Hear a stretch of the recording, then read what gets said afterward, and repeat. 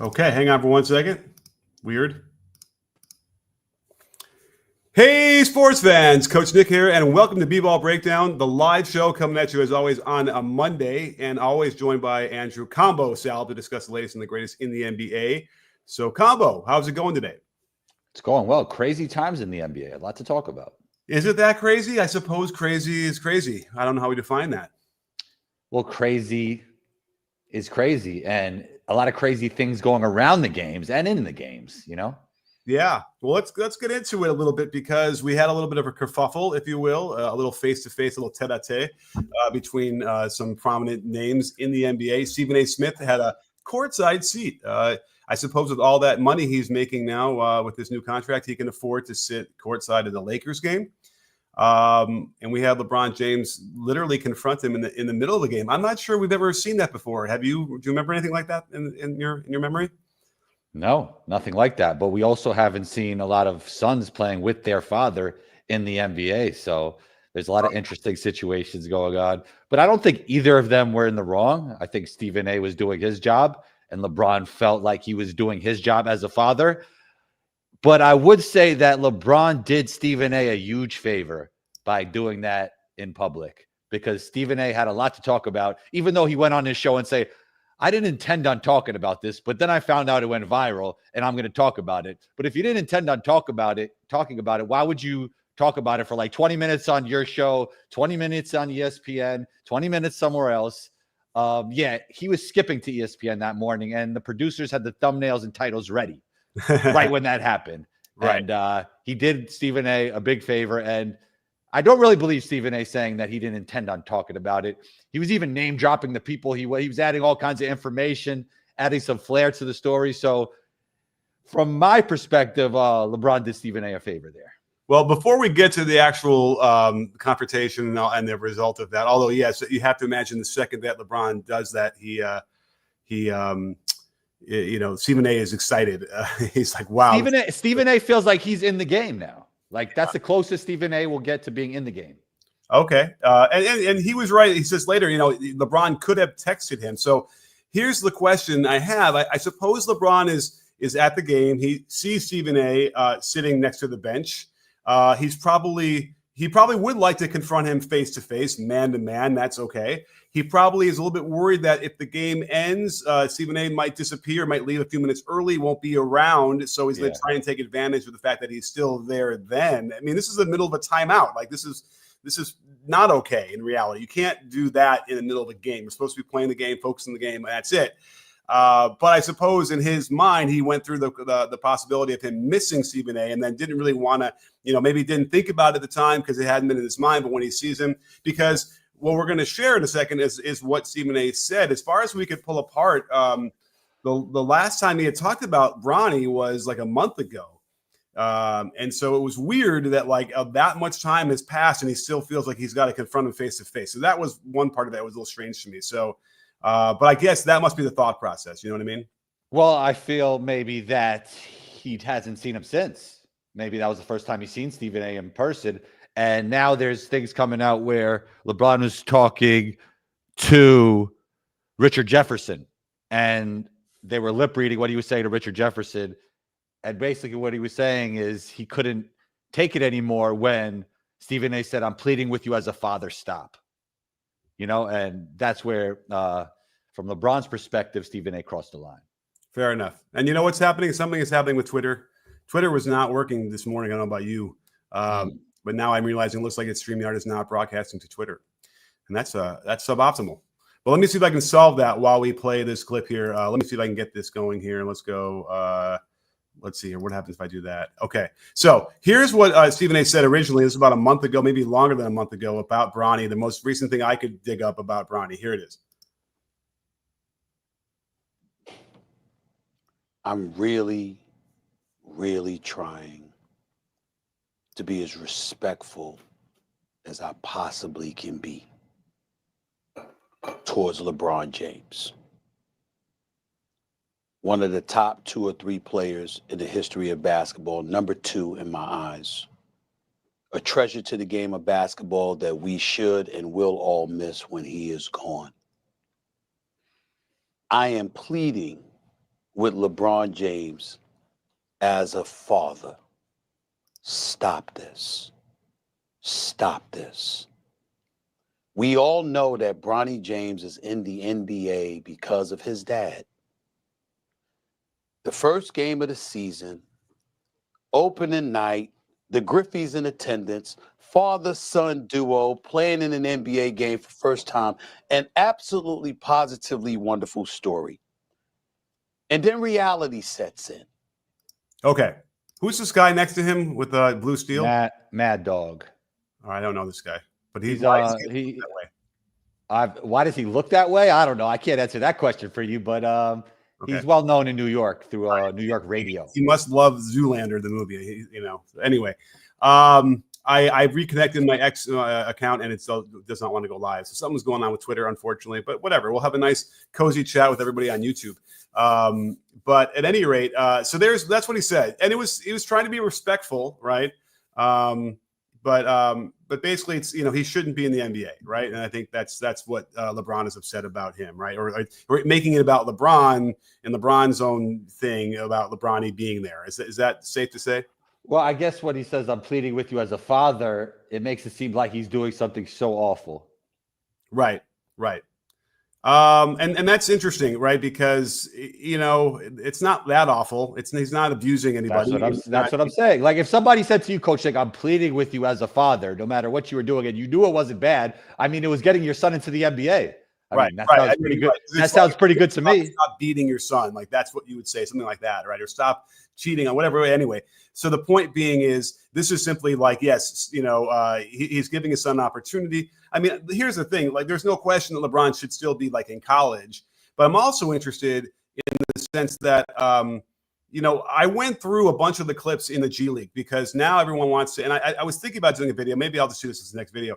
I want to see what's going on with Bronny there because he's averaging over 20 points a game the last 8 games of like this new part of the season, right? Before that, in the whatever tournament thing they call it in the beginning, there was like 8 or 9 games, I think, and he was averaging 13 points a game, and it was the field goal percentage is much lower. I don't know. I got to tell you, watching that footage, and we're not have to share or anything like that, but it's not great. Like he really is not ready for even the G League level, as far as I can tell. The turnovers are really kind of the indicative thing there. He just struggles passing the ball, the basic stuff, which makes me wonder, like, I've seen 20-year-olds be farther along, and you would think that Bronny, of all people, would have had the most highest level, smartest people, training, all that stuff. And that's not there, and that's a little concerning to me. I don't know when you're talking about feel for basketball, how much a trainer could really do in training. I mean, I feel like you could get your skill level up. You could definitely get your athleticism up, but that feel for the game is something that comes with playing the game, and it's also somewhat innate. So, yeah, that's interesting that you say that. He is averaging 20, though, so how is he getting those numbers? What do you see? I mean, the usage, the ball is in his hand, so he's playing like LeBron, used to. In a way, right? Okay. Closing out the quarters to dribble the ball 10 seconds, waiting to run the clock down, then going to a pick and roll. He's got the ball in his hands a lot. The only assists he gets are passes to guys 1 pass away for threes. It's really remarkable. I think he had 1 drive and a dish in transition, which he's good at. Transition's great. They can lob it up to him. He gets up, he can throw it down. But that's where you don't need as much skill because the game is looser in the transition. You have more room and you have less pressure on you. But when you get into the half court, what I'm seeing there is but inaccurate passing, just like throwing balls all over the place. That's not a feel as much as a skill, I would think. I don't know if I think of him as like a natural point guard, Right. That's not how I look at him when I like to play. What? Size-wise, they're going to shove him into that point guard role, right? I mean, he's 6'2", I guess, barely. Yeah. I mean, I guess if he's a ridiculous athlete, if he can knock down a 3 and guard really well, I mean, you could put him next to Luka as a role player eventually. Yeah, he's right. He's got athletic ability and like I'm gonna have to go through his defense. He got to be like GP3 or Avery Bradley type defender. That's what I think he did. Yeah, right. To overcome whatever on offense, because whatever we're seeing the G League, remember, is nothing compared to the NBA because the G League defense. There's no organization. It's literally like man to man. You'll see a rotation now and then, but it's you get by a guy, you're getting to that's an interesting question. What's the biggest difference between the G League and the NBA? Because I don't think the biggest difference is athleticism. I mean, that's an athletic league. Yeah. I probably would say, well, I mean, there's a mindset there too, where you're playing, to get noticed. It's, it's kind of like if you were like trying to try out on an improv team at Saturday Night Live. Improv, you're supposed to give and take, listen, and whatever. But I've seen it where, like, when the scouts come and there's casting for those shows, some of those guys will end up, really trying to overpower other people and really take the focus a lot. I've seen it in like podcasts with multiple people in a big crowd. And so, and by the way, Daniel sitting out there, what's up, Daniel? He's mentioning Davion Mitchell as perhaps like the mold that Bronny could follow.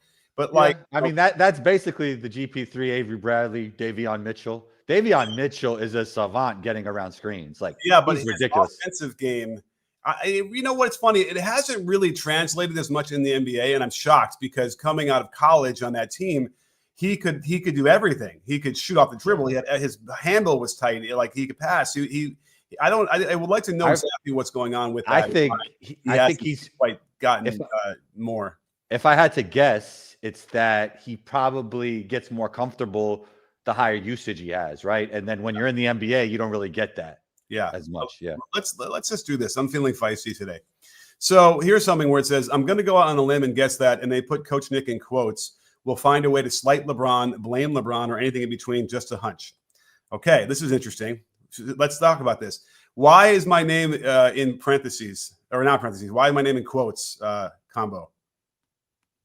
Oh, a little passive aggressiveness. Yeah. Well, he's putting Coach Nick. He probably should be just the coach. So let's criticize G-Man for a second and say you're supposed to put the quotes around the coach only, not Coach Nick. But okay, we'll give that. Oh, he's trying to say you're not even supposed to be Nick. Oh, you know what? That's right. Well, us Knicks need to stay together. There's not many of us out there, so that's fair enough. So it's a slight against Nick too, which is really a problem. But nonetheless, anybody who wants to question my coaching, status, you could go ahead. But what about all the players I'm on the court with on a weekly basis, coaching? Right? Like, doesn't that sort of define the fact that yes, you can't put quotes around that name, around that coach, the word? Yeah, I guess if people don't actually see it, they don't think it's happening, even though it really is happening. Yeah, I mean, I posted plenty, and I'm sure, and believe me, I'm out there and there, and there's plenty of guys who probably, Oh, by the way, let's just say I stop coaching today, and a year from now, I refer to myself as Coach Nick. I still get to call myself a coach. I don't suddenly forget everything I've learned as a coach for decades, So as far as I'm concerned, and I see guys out who I'm friends with, or I see who haven't coached in a long time. They are still coached when I address them. So that's another thing. Now, let's talk a little bit about this because he's going to figure out a way for me to slight LeBron, blame LeBron, or anything in between. Now, okay, of course, I already said there was a problem with him confronting Stephen A. Smith in the middle of the game. So I suppose that is me criticizing LeBron, right? And that's a big no-no, I guess, out here. Is that correct? I don't. I guess it's a no. I guess it's a no when your AVI is LeBron. Yeah. Okay. Fair enough. And remember, I've already went through like the thought process to kind of explain how we got there. So in my mind, I'm actually looking for ways to sort of say why this happened and why it makes sense, why he did that. And again, I think it was honestly because he wanted to do it face to face, get it. And he was probably really concerned that Steve Day was going to leave the game, maybe but right when the buzzer ends, whatever, and he'd miss the chance. So he didn't want to pass that up. But we can now talk a little bit about sort of why he confronted him.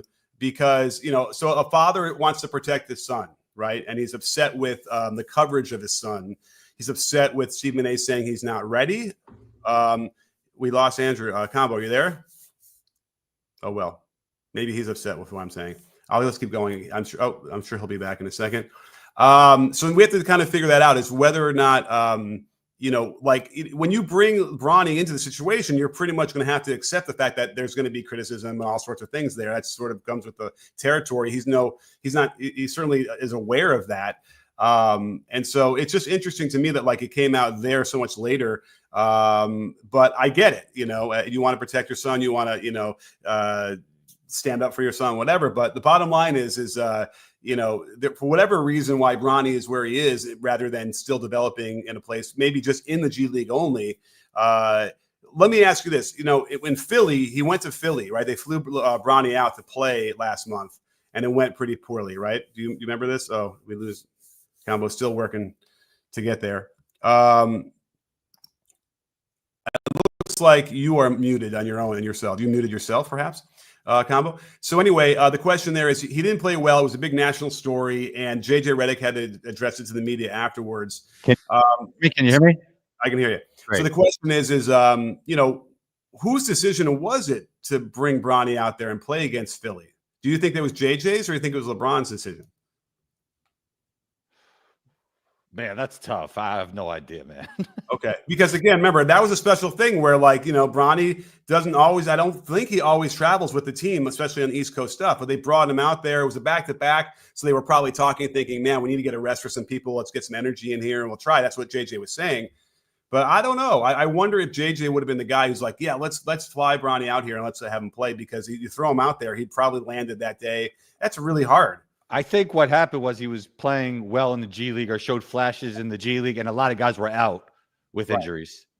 Okay. So, yeah, it could have been either way. So that's the other question you have to be wondering about is, is this LeBron sort of controlling it, saying, I want him in there, you got to play him? Because we have seen LeBron control rotations. We've seen him take people, want people out, people in, this and that, whatever. And either way, I would side with Stephen A in the sense that I don't think it's helping Bronny at this point. I think Bronny probably would be best just playing in the G League, developing there, not making any more appearances in the NBA for now. Well, that's what's been happening for the most part. I mean, he's on the bench with the Lakers. Yeah, but that could almost take a toll as well. I mean, I don't know. It seems like I would have him focused on the G League team. How about kind of this theory that LeBron could be getting a boost this season with his son on the bench, watching him? Oh, that's interesting. I mean, if my son's on the bench, I'm trying to play hard, and I'm trying to. Yeah, play well. But he wasn't playing hard until Luka got there, right? I was actually no. They were winning, and he was playing really well. He was playing well. Okay, excuse me. Like the defensive. When you start saying playing hard, I'm thinking defense, and so that's where I'm at. I'm saying no. He was playing at a high level, like around that time before Luka got there, and they were winning too. Like the defense was better. Yeah, fair enough. I mean, defensively, not as much. I'm just telling you. I went through this footage, and he really, they were sort of lethargic. Even with AD, they were 21st in the defensive rating, and he just wasn't making plays or being aggressive, especially when you compare to what you see now. So Luka gets there, and now he's energized. He's really, and so is Luka, by the way. So I had this whole video ready to go for the Lakers, and then LeBron gets hurt, and so I feel like I got to probably put that one on hold for a little bit, right? Because it doesn't sort of fit now because LeBron's not in. So I don't know. I don't know if I'm compelled by that. That said, offensively, he's having as good of years he's had, in 10 years or whatever that is, right? So it's like, I don't know how he's maintaining this level of excellence on the offensive end for sure. And then, yes, what you're seeing now defensively. Now, of course, this will be interesting to see what's going to happen with the Lakers with LeBron out for a couple of weeks with his groin. So we'll see, because that thing lingers. You ever have a groin injury, Combo? No, not a bad one. No, that's one thing. I have my knee stuff, but I never had a groin injury. Yeah, I don't think I've ever had. I had hip problems, which are kind of related. Knock on wood. But those linger, I mean, soft tissue's tough. Yeah. So it didn't look terrible, right? Like I'm trying to now remember, like after, like it wasn't. Was there one move? I feel like he just went up and down. Then he was like, "Take me out. I got to get out." But I don't remember seeing anything awkward that caused it. No, but they're saying 1 to 2 weeks, right? Yeah. So if it's not, if it's not bad, they have a luxury that they still have Luka Doncic. The team with the real issue now is the Knicks, who don't have Brunson, and they have nobody else who has proven they could initiate at a high level. Right. And now that's an interesting. Let's talk about Brunson for a second, because you saw the injury, right? Yeah, ankle. Yeah. So the injury was interesting because he kind of drove. He got up in the air, ended up with his back to the basket, and then on the way down, puts his right, I think it was his right foot, all the way down straight, and then you landed on it, and then all the way into it and rolled. Like I think the ball of the ankle touched the floor almost, right? It was that severe. Oh, wow. Yeah. We've seen like Kobe used to do crazy stuff with his feet to warm up, and really, I think his tendons were so flexible in his ankle that he could roll it like that, and it really wouldn't get sprained. We've seen him play through that kind of a sprain. But most people don't get those ligaments flexible enough to handle that. But the thing with that is when you're going and you're like a small player like Brunson, you have to train to get your knees bent on the way down as you're floating on the way down in situations like that. Without question, you're in the middle of a scrum, feet are everywhere. I'm now backwards floating. I don't know where the ground is practically. They've got to be able to bend on their knees so that if they do hit in that weird spot, they could just keep their knees bent and kind of crumble to the floor and then roll without Like, you know what I'm saying? So you want them to do parkour out there? Basically, yes. Like that's a part of the training of footwork that doesn't get trained hardly at all. There was a guy out there like 10 years ago who was doing really cool stuff with basketball and how to fall properly to avoid that. That said, I think, Joel Embiid was taking that to heart. And I would suspect that he might have been hurting himself a little bit more because he was falling even more than he needed to on some of those plays. And here he is completely banged up and probably he's done for the season, I think, right? And they announced that. Yeah. Yeah. He's a guy that was always on the floor as well. And unfortunately, we didn't get to let me restate that. We have not got to talk about Kyrie's unfortunate injury yet, right? That was actually after last Monday. Yeah. I believe. And that was rough too, because Kyrie is so good about foot plants and knowing where the other people's feet are and not stepping on them. That's why he stepped through. But those are really, really difficult moves to do. Those extended steps, all your weight is on one leg bent, with a little contact coming. That was rough. I was kind of surprised that it ended up being an ACL though. Yeah, I mean, it buckled pretty bad. So that's You saw like the quad, have an interesting movement, but there was also probably the quad moving as he suddenly stopped. So once your knee buckles, there's always a chance for ACL trauma. Yeah. And so that's really sad. And then if you want to get back to Brunson, yes, they have the luxury of having Cat out there as well offensively. And remember, Cat's defense is not good, and but they don't have like a guy who could game manage, or it's not like he's Jokic where he could play like point guard, point center.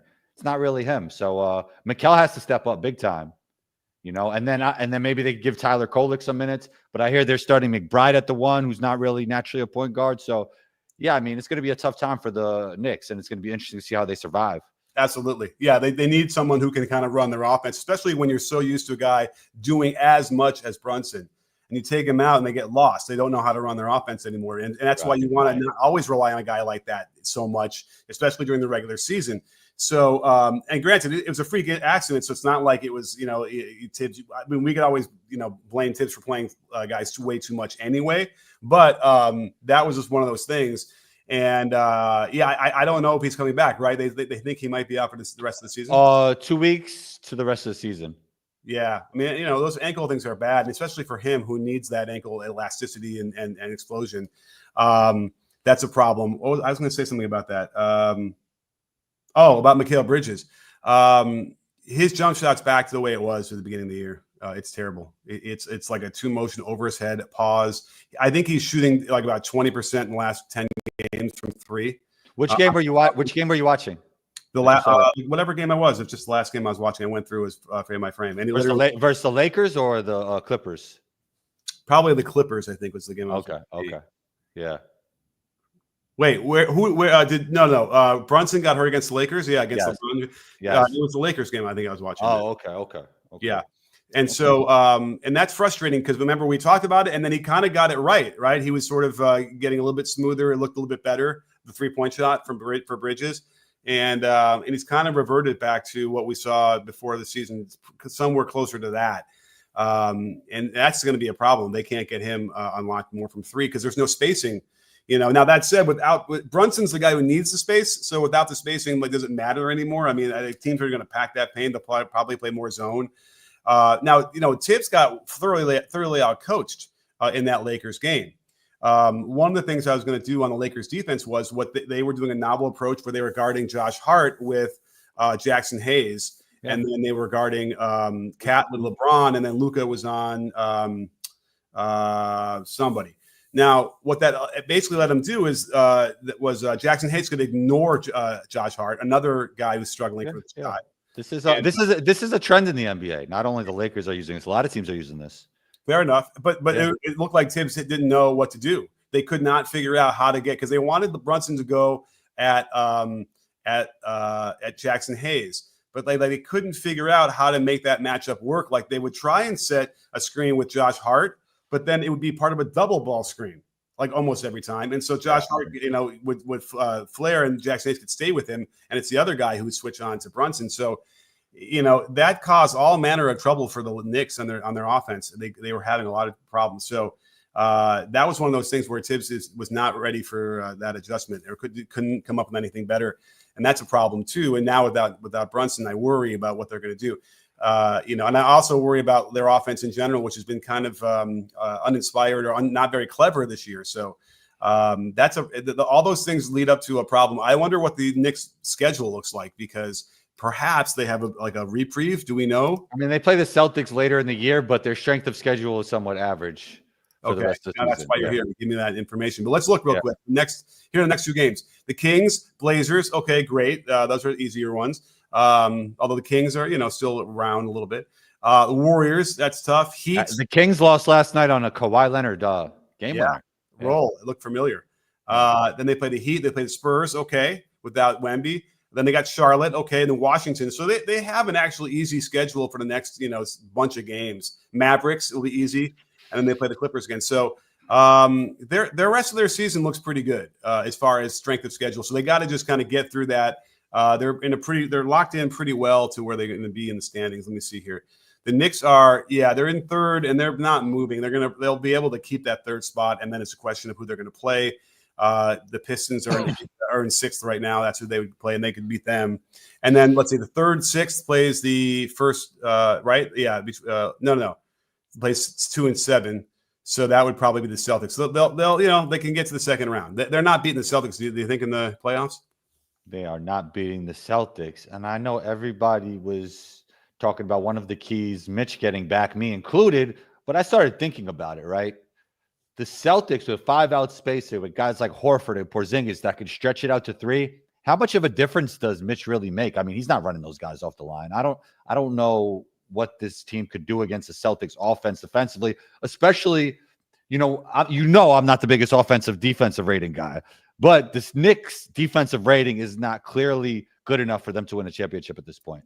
Yeah, right. I mean, even if you're not into it that much, I think that what's been proven is that if you're not top 10 in both of those, then you're not championship material. Which, by the way, just so you know, I would say it'd be more important for your offense to be closer to 1 than your defense, but your defense has to be good enough. I mean, we're talking about to win a title, to get all the way there and win it. You got to be. I mean, you better be 12th, and they're 15th right now. So is it that far from 12th? Not necessarily, but I've seen it. They just they put Cat in the pick and roll, and they generate good shots every time. Now that happens to a lot of centers in the NBA. It doesn't necessarily have to mean it's only Cat has that problem, but it is a problem, and the teams know it. And Cat just doesn't seem to be able to, in that position, make enough of a difference. But then that's when you get into that coaching thing where you can pre-switch him out of there, so he's not part of that. And you're basically creating a zone like a one-man zone with 4 around. And that's what Mitchell Robinson needs as well, so that he doesn't have to be closing out to the corners or the wings to try and stop threes. I'm going to develop that. Maybe that's my next defense. After creating the chase defense, I'm going to create the one-man zone. What do we call it? The Drew Holiday defense. The Drew Holiday defense, because he plays a one-man zone? Yep. I guess. But I want it to reflect a little bit more like there's more rules and it's more organized than that, Or just something clever like the donut or something, but that's not clever. The Drew Show. Shouts to the Drew Show. Yeah, but I don't know. Drew, I guess I'll have to focus more Celtics because I'm trying to picture that. You're just saying he's freelancing and kind of roaming? Yeah. Okay. And by the way, that's they want him in every defensive possession for sure, the Celtics. Okay. And that's the thing about defense is that when they're good, they identify the one guy that they want to shoot it and they dare him to shoot it, right? And you don't often see that. So that's another interesting thing where the ball gets moved and they close out as hard as they can because they're trained to do that. And then you realize, wait a minute, if they had just stopped short and dared the guy to shoot it, sometimes good shooters, when you leave them wide open, they start thinking about it. You know what I mean? And that becomes an issue. We've seen that get into people's heads where wait, why is no one running at me? And now I got to just stand out here and shoot it. It's disruptive. So I think teams should do that. Yeah, I mean, some people definitely shoot better in the flow when they're being guarded. It kind of speeds them up a little bit. So in a good way, you In know, a they good don't way. have to think. Right. Yeah, they don't have to think. Yeah, Yeah. most of those catch and shoots when they're wide open and they take their time. We need to do some stat work on that one. I bet you it's below what they would expect to make on those because they're Even sometimes, like I notice with a hand in my face, it'll get my arc a little bit higher. You know, okay. it gives the ball a better chance to go in sometimes. Arc there's a limit to that, but yeah, that's true. So I just think that the rhythm gets disrupted when you're not like it's in a flow and catching and shooting it. You end up getting off sync with your arms and your knees, and then the shot misses. So the one guy, there's a few guys, the upper level guys like Steph, who can disrupt all of that and still make the shot at the end. But that's primarily because they're working on that. And if you aren't, you should be working on like start the shot and then stop for a second and then finish and see if you can kind of learn how to be able to, in the midst of all that interruption, still finish that shot. But we have our first super chat today. Thank you so much from Bron as our captured YouTube audience only. So if you're out there on YouTube, this is the whole audience today because Twitter is messing up today. I'll tell you that. Then get out there, ask your questions. We'll put them on the screen. We'll give you some love and some hype, and it really will help us keep this show going. So we really appreciate it. And Bron asks from Canada, as always, great to see you, Bron. Coach, I warned you the SGA discourse is cooked. You did, and I dipped my toe in Twitter because we should talk about a couple of these things. I got a clip I want to share. So are you ready for this one, Combo? Yeah. All right, where is it here? Let me see if I can find it. Well, can you shouts to Bron? Thanks for the super chat. Can you tell me what this means? What means? I warned you the SGA discourse is cooked. I don't know what that means. Oh, I don't know. Maybe he means you'll get cooked if you get yourself involved. I don't know. Okay. It's a good question. I just or it's just overdone. It's done. It's stick a fork in it. Like let's be finished with it. But let's talk about this play because I grabbed it and I shared it and I want to talk about it in the live show as well. So you have some more flesh out this idea. All right. So here's this play we had. Everybody went nuts. Oh, don't tell me. Okay. Not only is Twitter screwing up, but something is wrong with the playing of the QuickTime video. Interesting. I can drag I'm going to try and drag it though. Very strange today. The gremlins are out. So this was the play. Everyone shared this angle and they said, "Oh my God, he's flopping." Oh gosh, you know what? Let me try this again because it's I really want to be able to play a little bit here. Okay. But you saw that play on Twitter, right? Pleading. Yeah. Okay, so it's playing right now. Let's try it again. And here we go. Okay, so they're like, he's a flopper. Jokic didn't even touch him. By the way, and if you watch Jokic's response to this, he's like, how dare you call that what I mean, right? Whatever. And I was like, that's interesting. Let me look at this because that would if there was no contact anywhere in there, then yes, that was a really big flop that you see SJA doing. If you're listening to this later, it's like he goes to the ground like he was shot. Was that fair enough description of it? Yeah. Okay, like playoffs. Now, but let's look at the regular angle of this. Okay, so now this is good because you can see Jokic like hold his hands up to the sky saying, how can this be? I'm being persecuted. This is not a foul. This is no foul. Well, let's look a little bit more carefully for the people. Good Serbian accent, Coach Nick. Way to go. Thank you. I'll work on it. All right. So watch a little carefully. Boom. Did you see that? I'm going to play. They'll play back a couple of times. Watch his left arm hit him in the head pretty hard. Boom. Yeah. I mean, Jokic is knocking your feet out from under you a little bit, and then you fall down. And yeah, that's a foul. And Jokic is really strong. Yeah. Actually, Coach, you know where it actually hit? Jokic's chest to SGA's armpit area, but it did hit him. Well, yeah, but no, are you missing the part where his forearm whacks him in the head and the face? Oh, I see that too. You're right.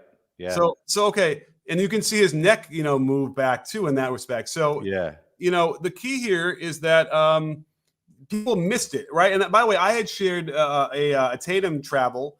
Where it turns out the ball was dislodged, and I was so focused on like what the feet were doing that I didn't look carefully enough at the ball. Although it's still a little bit debatable to me if he completely lost control for a bobble.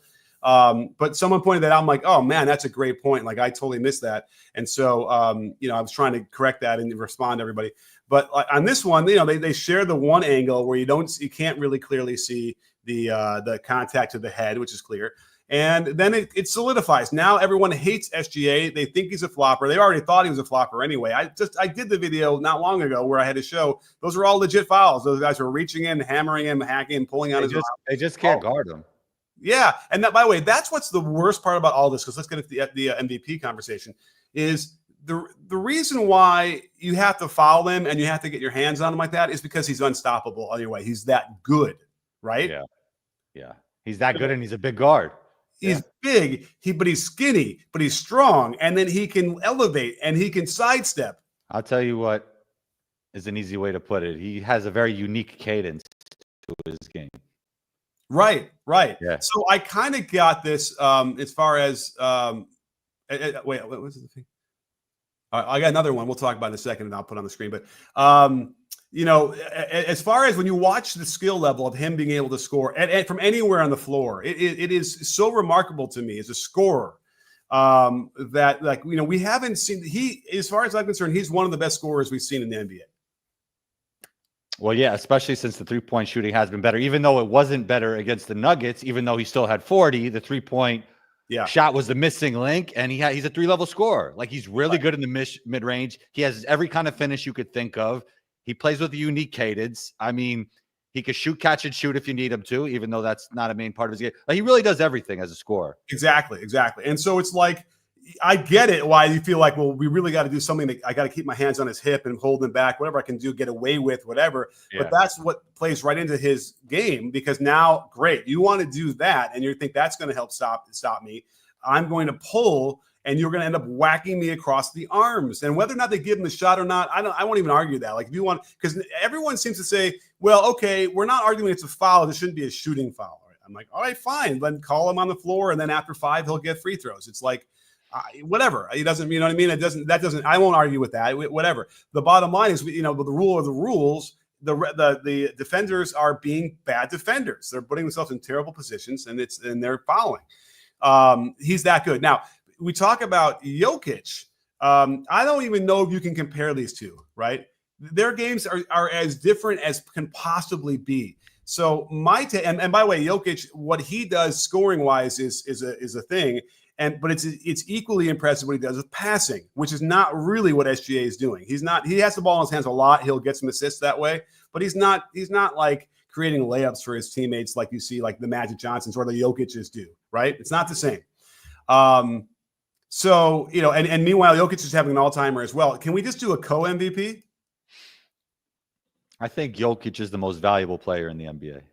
Really? You still want to put him above SGA? Does that mean he wins the award? I mean, like, since the SGA's team has a better record, I don't know. Yeah, I just think he's more valuable. I think he's just the most valuable player in the NBA. Yeah. Okay. Now, the problem you also then have was Jokic's defense.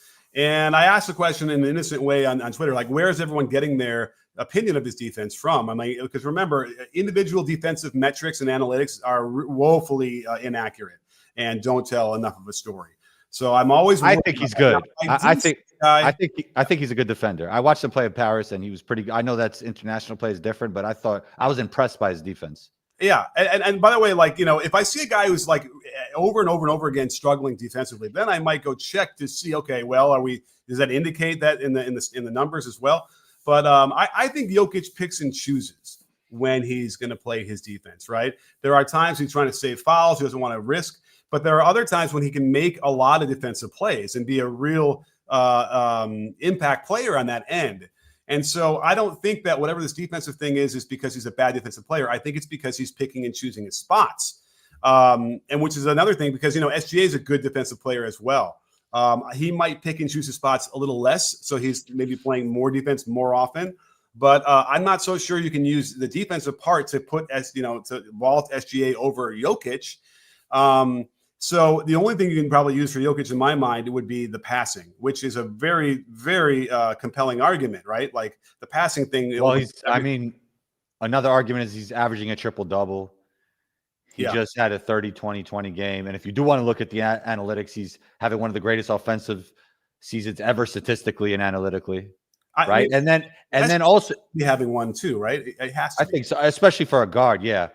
I would also say that OKC would be a lot better without SGA than the Nuggets are without Jokic. Like, I think, like, if the Nuggets don't have Jokic, they fall off a cliff. Now, OKC obviously won't be a legit title contender, but Jalen Williams would pick it up a little bit. Like, they have two, Yeah. you know what I mean? Like, they have two good bigs. Like, they have got their team is good. Like, the Nuggets without Jokic they're done. They're toast. That's true. And you know what? The Nuggets with Jokic are I don't think that they're. I mean, how far do you think they're going to go in the playoffs? I think they have a chance. I think they're. I still believe they're outside title contenders. Okay. Yeah. I mean, they have the pedigree, and they have Murray's playing better. Yeah, I think a part of it is Aaron Gordon. So Aaron Gordon goes out with a calf injury early in that game, and they lose. Right? It wasn't close. With Aaron Gordon, they're up 10-0, and they're looking good, and he's an X factor for them. And they got to be careful because calf injuries again are another one of those things where they got to let it heal and not rush him back and yada yada. But that's right. So am I arguing that Aaron Gordon is more more valuable than Jokic? Probably not, but certainly they don't have a chance without him either. So they're not very deep, so they don't have a chance without a lot of their best players. Like right. no Murray, they're not winning. When Murray's playing bad, they're not going to win. Yeah. MPJ got to make shots. Yeah, and then Russ comes in, and he wasn't great. Like his plus minus, he didn't have a huge positive impact when he went in. I got to look at more of his individual plays to see. I was watching most of the game and check that out. But I was looking at like the different runs he had throughout the game, and they weren't. He had one stint where they were a +7 with him, and then everything else was negative. So, they're not deep at all. And that's another really big issue that they're going to have to go into the playoffs because, if you're going to play all 5 starters 40 minutes a game, that's going to be tough. I think you're going to run it by the second round. You're going to run into some problems. Yeah, it's going to be tough for them for sure. But the West is kind of wide open in a way. Yeah. Outside of OKC. And then OKC hasn't proven it yet in the offseason, in the postseason. Right. Yes, there's a comment about me being a fake coach again, and it's like, damn, it's weird that somebody thinks I'm a fake coach. Like, then what happens when I'm on the court and I'm coaching? what does that do? Does that I don't know. It makes me it's confusing, So if you don't believe me that I'm actually a coach, then all I can tell you is come on down every Saturday I'm on the court and you'll see. And I think at that point, if you listen to what I'm saying, you'd say, oh, okay, that guy knows a couple things. Anyway, he's upset at this because he wants to say that Bronny, how can you average 20 in the G League but not ready for the G League? I think if you watched it, and if I do the video, you'll see. I don't even know if he's ready for the G. Honestly, I don't know if he's quite ready for the G League. You're saying basically they're giving him opportunity that he doesn't deserve with the usage. They're shoving him into a role that's not his thing. You can, people can score. You can get open threes and knock them down and get some lobs and whatever. But I don't see him beating people off the dribble. I don't see him getting advantages, and that's what the NBA players look like when they're in the G League about to make it. He doesn't look like that. And I do feel like there's just more development that he needs. But the problem is at 20, he's 20 and a half. He's 21, 22. Like, you're getting closer to where you're like, okay, he needs to have already had this skill and he doesn't have it yet. So I don't know. Yeah, I also think it's not really to your point, really, but I also think basketball is such a weird sport. You could be a guy in the G League that doesn't put up great stats, but really help a team. Yeah. It's not all about stats. It's about how your skill set helps a team, like Mitch would probably put up good numbers in the G League, right? But there's probably guys like Mitchell Robinson who they wouldn't dominate the G League, right? Especially because Mitchell Robinson wouldn't get the ball. Exactly. But there would probably be some games because there aren't as many there aren't as many there's no generational players, right? So you're going to get there's going to be nobody like Brunson or Luka or LeBron holding a lot. But there are players in the G League that don't put up stats in the G League that could help an NBA team. Sure. And then there's players in the G League being the guy who has 12 offensive rebounds and there's 10 putbacks. Then there's guys in the G League who could probably average 25. There's players who could average 25 that don't help an NBA team just because of their the way they play, their niche. So they don't have a niche. the numbers can be skewed, and they don't quite always reflect what Right. you can see. And if you really watch the footage and watch him, you'll see what I mean. Like, there's probably a more optimal place he could be to develop. I think is the key, and you just run the risk of the pressure mounting and weighing on him. He kind of. Not that listen, I don't know what he's thinking or what his mindset is, but I worry that he can get disengaged and sort of just disrupted by all of this and not have that competitiveness. It's weird because on his jump shots, most of them when I was watching, he doesn't even get off the ground. They're almost like set shots. It's weird. He's not but I feel like that has been phased out the game. I feel like to get a shot off, you don't need to jump as high or what we thought you needed back in the day. It looks weird to me. Like I'm just gonna throw it up there. I'm like, like I'm warming up. I don't know. It's I feel like a lot of when I first went to Europe, a lot of players played like that, especially when they were wide open. They would just like take all the time in the world and barely jump. All right, well, that's not quite what it looks like there. But anyway, let's get to our next super chat from Daniel. Thanks, Daniel. Great to see you as always from Australia. He's a top 2 player in the world, one of the best regular season teams ever. He guards, he digs in, MVP. Now, full disclosure, Daniel Cini is a extreme OKC supporter. So, you know what? But it's cool that he's being realistic, that he might not be the best player in the world, but he still believes he deserves MVP. Okay. I think that's fair. I think that's fair, and I think that's a good comment, I agree. That's why I wish they could just give him co-MVP. We had a co-rookie of the year. Why not co-MVP? What, Jason Kidd and Grant Hill? Yeah. Yeah. Wait. No. Blake didn't share it, did he? No, he's one out. But he was his second-year player because he got hurt in the first. Well, it's all about the voting, right? It's all about the voting. Yeah. But I would hope that they could somehow figure that out. But I don't. That'll never happen, I guess. And then we still don't even know what MVP is awarding, honestly. So. All right. Well, we got to wrap up the show, Combo. I got to get to my politics pod in a couple minutes. But anything else we haven't talked about? Nah, that was a good show. Okay. Yeah. Some of these comments are funny. Anyway, well, a good show. We're great to have just the YouTube audience here for right now. I guess hopefully Twitter will get their stuff ironed out and we'll get back there and open up the conversation to more people. But either way, great show. I think we made some good points. I think we were able to address some things. And I can summarize the whole show. Stephen A. right? Or is LeBron right? Oh, they say in the comments that I interrupt you too much. So that's one thing Combo has to work on. I've been interrupting Coach Nick too much. All right. Well, yeah, but the counterpoint, I talk too much. Defending Combo. I like that. But let me summarize the whole show. We talked about Stephen A. LeBron confronting Stephen A. We went through the MVP race. Brunson's injured. LeBron's injured. We did it all, Coach Nick. Yeah, that was like AI summary. Nice. All right, maybe we'll do that every I'm like AI. I'm like the human version of AI. All right, great. Well, thanks, Combo. Thanks, everybody out there. Thanks for all the super chats. Really appreciate it. And don't forget, sports fans, at P-Ball Breakdown, we're not a channel. We're a conversation. You in? Are you in?